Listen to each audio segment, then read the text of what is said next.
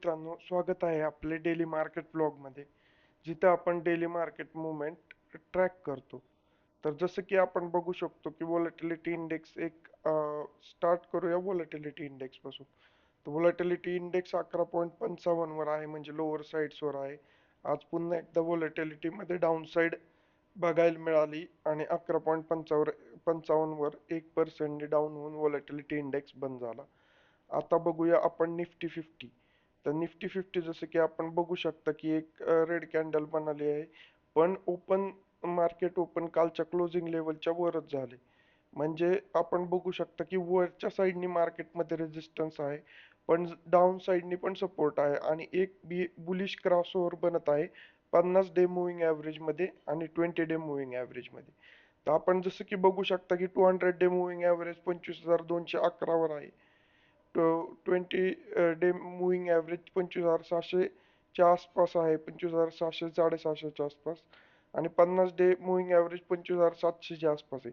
म्हणजे 20 डेचं moving average जे आहे ते 50 डेच्या मुव्हिंग ॲव्हरेजला खालून छेदणार आहे.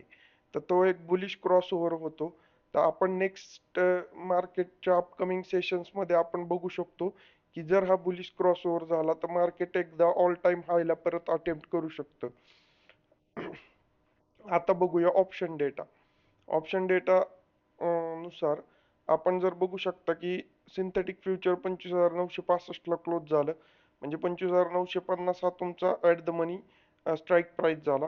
तर तुम्ही बघू शकता की 25,900च्या पुटमध्ये 65 लाख कॉन्ट्रॅक्ट आहे.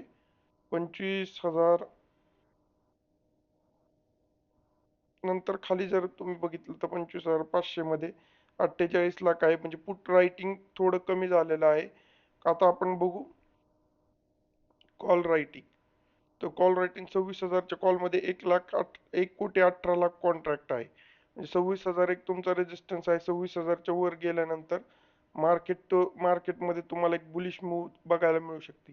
पुट रायटिंगच्या मानाने कॉल रायटिंग जास्त झालेलं आहे, त्यामुळे मार्केटला वरच्या साईड्सवर हर्डल थोडे आहेत. तुम्ही वरच्या बघू शकता 59,00,000 26,100 मध्ये आहे आणि जास्त वरच्या लेवल्सला पण नाही. फक्त एकच हॉट स्ट्राईक आहे 26,000 तुमची, जिथं तुमची कॉल रायटिंग तुम्हाला भरपूर प्रमाणात बघायला मिळू शकतात, 1,19,00,000च्या अराउंड. तर हा होता ऑप्शन डेटा. तर ऑप्शन डेटानुसार 26,000 हा तुमचा रेजिस्टन्स आहे, 25,900 हा तुमचा सपोर्ट आहे.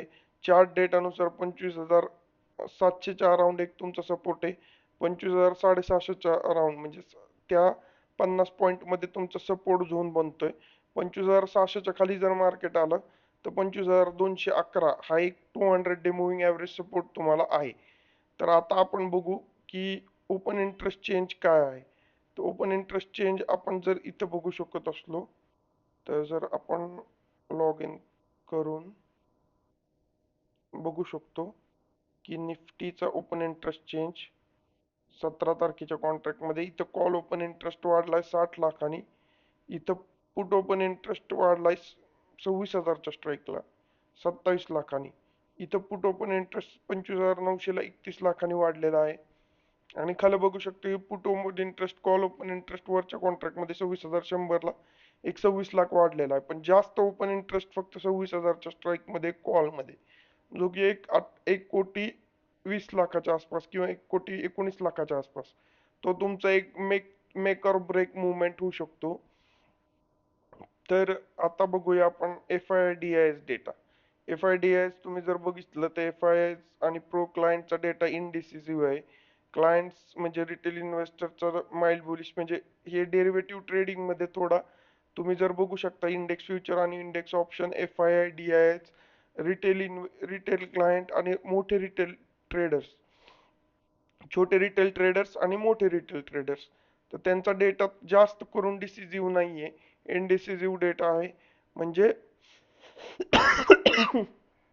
मार्केटमध्ये तुमचं जे ट्रेडिंग आहे ते जास्त करून फ्युचर्स आणि ऑप्शन मध्ये झालेलं दिसत नाही.